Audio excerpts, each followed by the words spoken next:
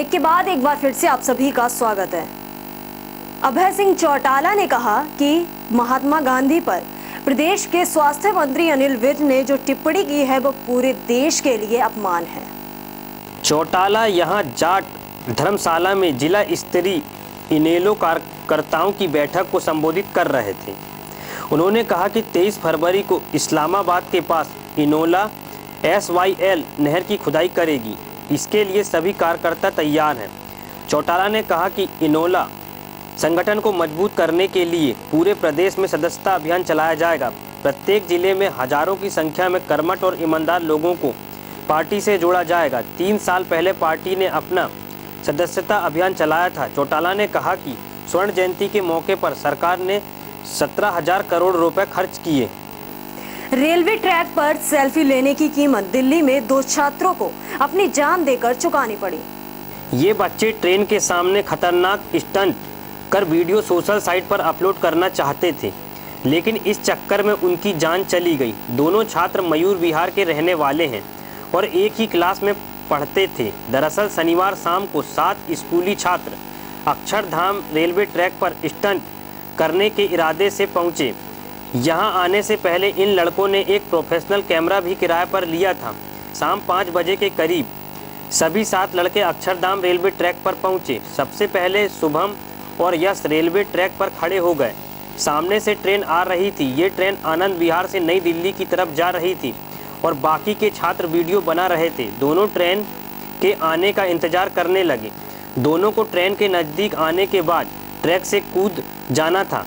Train सामने से तेजी से आ रही थी। जैसे ही ट्रेन सामने आई, दोनों कूद नहीं पाए और ट्रेन की चपेट में आ गए। दोनों की मौके पर ही मौत हो गई। पुलिस अब इस मामले की जांच कर रही है। जांच में ये भी सामने आया है कि इससे पहले भी ये लोग इस तरह के स्टंट कर चुके हैं।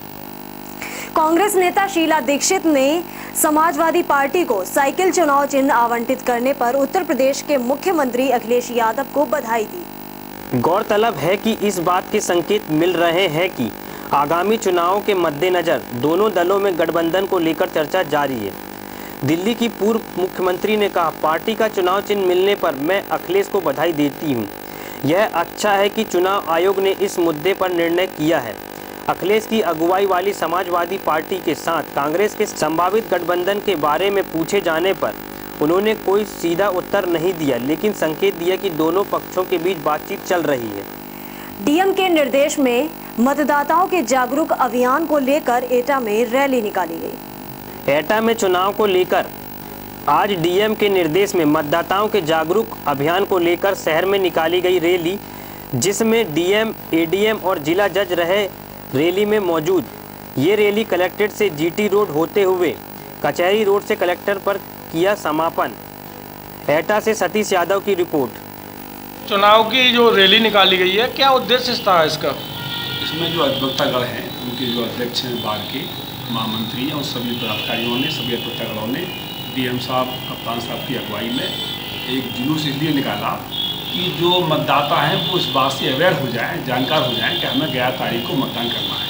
अधिक से अधिक मतदान करें ताकि सही प्रतिशत सामने आए। इस उद्देश्य निकाली गई थी ताकि सभी मतदाता जागरूक हो जाए। कहाँ से कहाँ तक ये जुलूस निकाला गया था? एक कलेक्ट्रेट से प्रारंभ होकर के कचहरी दीवानी होते हुए और जीटी रोड तक, जीटी रोड से फिर पुनः वापस दूसरी रास्ता से बस स्टैंड होते हुए पुनः कलेक्ट्रेट तक गई। जनपद जालौन में 40 वर्षीय अज्ञात व्यक्ति का शव मिलने से सनसनी फैल गई, जिसकी सूचना वहां से निकल रहे राहगीरों ने 100 डायल को सूचना दी। सूचना मिलते ही मौके पर कोच सीओ नवीन कुमार नायक सहित कोतवाली पुलिस भी पहुंची और शव का पंचनामा भरकर पोस्टमार्टम के लिए भेज दिया गया। शव पानी और कीचड़ में इतना गला हुआ था कि तुरंत शिनाख्त करना मुश्किल था। कोतवाली पुलिस मृतक शख्स की शिनाख्त में जुटी हुई है। उठौन नहर में एक डेड बॉडी आज सुबह जानकारी मिली तो पुलिस मौके पर पहुंची। वहां घोसिया नहर पुलिया के पास 40 वर्ष की उम्र की एक व्यक्ति जिसकी डेड बॉडी लगभग ये लग रहा है कि अंदाजा को 1-2 दिन पुरानी है, उसकी डेथ हुई है। उसको बरामद किया गया है और उसको पोस्टमार्टम के लिए भेजा गया। रिपोर्ट आने के बाद कार्रवाई की जाएगी। सर इसकी क्या कोई शिनाख्त हो पाई है अभी तक? शिनाख्त के लिए अगल बगल के थानों को सूचित किया गया। इसके अलावा आसपास के गांव के लोगों को बताया गया। थाने में ये भी दिखवाया जा रहा है कि कहीं कोई गुमशुदगी तो नहीं दर्ज है। इसके आधार पर शिनाख्ती कार्रवाई। तो फिलहाल के लिए खास खबर में बस इतना ही और तमाम बाकी खबरों के लिए देखते रहिए समाचार टाइम 24।